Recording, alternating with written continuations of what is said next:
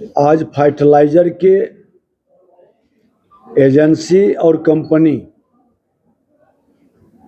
Wholesaler, retailer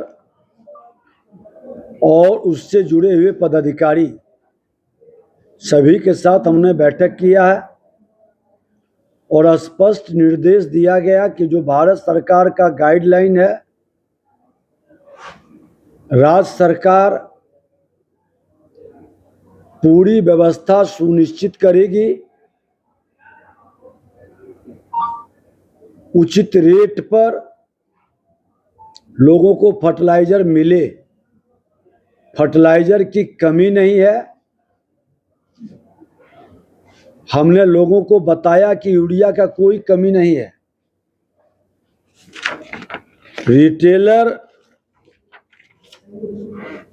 वाले को wholesaler से जो शिकायत थी, हमने रिटेलर को होलसेलर का लाइसेंस और होलसेलर को भी रिटेलर का लाइसेंस दे देंगे, ताकि ये जो अंतर है और जिससे उसके प्रॉफिट और फ्रेट का डिफरेंस होता है वो कम हो सके। एक स्टेज नीचे आ जाने से हमारे किसान भाई को लाभ मिले। दूसरा, कंपनियों के द्वारा खुदरा विक्रेता को समानुपातिक वितरण की जांच करने का हमने आदेश दिया है कि कोई गड़बड़ी करेंगे तो सख्त कार्रवाई होगी। कंपनी अपने मनमानी से लोगों को उर्वरक की फैसिलिटी नहीं पहुंचाएंगे। निष्क्रिय विक्रेताओं का लाइसेंस रद्द करेंगे। जो लाइसेंस लेकर गड़बड़ी करते हैं या कुछ लोगों के द्वारा जो शिकायत की गई है कि नकली खाद का वातावरण बनाते हैं, पेस्टिसाइड का, ऐसे लोगों की जानकारी देंगे, पूरी गोपनीयता रखेंगे और उसको हम सम्मानित भी करेंगे। कंपनी से भी हमने मांगा है कि अच्छे विक्रेताओं का वो सूची उपलब्ध कराए ताकि लाइसेंस में हम उसको प्राथमिकता दे सकें। गलत जानकारी या अनियमितता या खाद की कालाबाजारी 15 दिनों के अंदर हम 5 सितंबर तक 15 दिन का अवसर दिए हैं कि आप सुधार लें, व्यवस्थित कर लें और जो लोग ऐसे सरकार के नियम का अवहेलना करेंगे पूरी सख्त कार्रवाई होगी और ऐसे लोग नहीं बचेंगे। हमने पदाधिकारियों को भी ये पूरा एक एसओपी बना के निर्देशित भी करने जा रहे हैं और कोई भी टैगिंग का काम कंपनी नहीं करेंगे। साफ निर्देश दिया गया है, जो कंपनी टैगिंग करके माल अगर जो उपलब्ध कराएंगे तो फिर उन पर हम कार्रवाई करेंगे।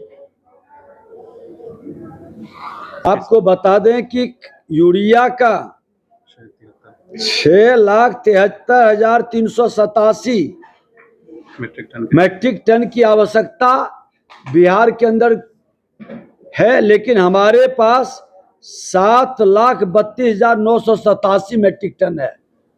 पूरी उपलब्धता है, कोई खाद की कमी नहीं है।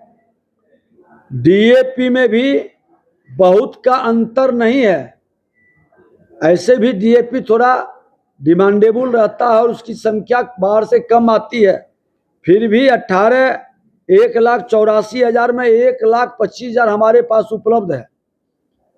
और एनपीके उसके बदले एनपीके हमारे पास 1,59,000 है मौजूद। उसके विकल्प में एमओपी भी हमारे पास पूरी तरह से उपलब्ध है। एसएसपी भी 85,807 का डिमांड है मेट्रिक टन का, 74,335 मेट्रिक टन उपलब्ध है। तो खाद की कमी नहीं है। गलत करने वाले, शोर मचाने वाले या एक कृत्रिम अभाव पैदा करने की मानसिकता पर भी मेरी नजर है और ऐसे लोग बख्शे नहीं जाएंगे। 15 दिन का समय दिया है आपने। हमने दिया है 15 दिन के अंदर ये सूची हमको दे दें।